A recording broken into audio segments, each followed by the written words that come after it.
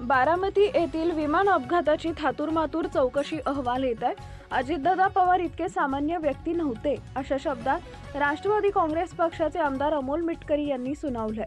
महाराष्ट्र पुरावा मागतोय असं देखील ते म्हणाले। राज्याचे दिवंगत उपमुख्यमंत्री अजित पवार यांचं विमान दुर्घटनेत 28 जानेवारीला निधन झालं। या घटनेमुळे संपूर्ण महाराष्ट्रात शोककळा पसरली। त्यानंतर सुनेत्रा पवार यांनी उपमुख्यमंत्री पदाची शपथ घेतली। या सर्व घटनेवर आमदार अमोल मिटकरी यांनी संशय व्यक्त करत अनेक प्रश्न उपस्थित केले आहेत। आता पुन्हा एकदा मिटकरींनी समाज माध्यमांवर पोस्ट करत अपघाताच्या चौकशीवर तीव्र नाराजी व्यक्त केली आहे।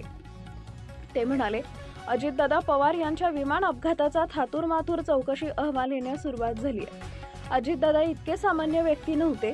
अहवाल सांगेल तांत्रिक चूक होती व वैमानिकाचा अंदाज चुकला तर जनता न्याय करेल। महाराष्ट्र पुरावा मागतोय। विमानतळावरील सीसीटीव्ही फुटेज प्रसारित करून अजितदादांच्या आगमनापासून विमानात बसेपर्यंत प्रत्यक्षदर्शी पुरावा सादर करावा। अंजली दमानिया यांनी दुःखाच्या क्षणी केलेली विधानं अत्यंत दुर्दैवी आणि असंवेदनशील आहेत, अशी टीका अमोल मिटकरी यांनी केली आहे।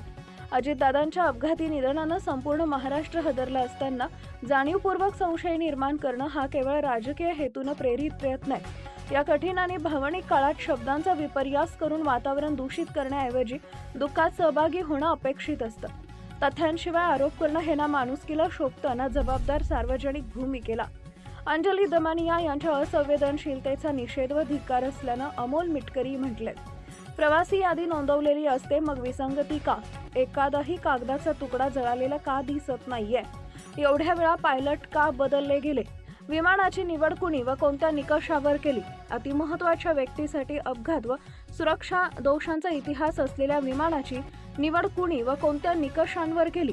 सविस्तर तांत्रिक स्पष्टीकरण काय? असे अनेक प्रश्न अमोल मिटकरी यांनी उपस्थित केले आहेत। नवनवीन बातम्या पाहण्यासाठी आजच विदर्भ दूत न्यूज चॅनलला सबस्क्राईब करा आणि बेल आयकॉनला सुद्धा क्लिक करा।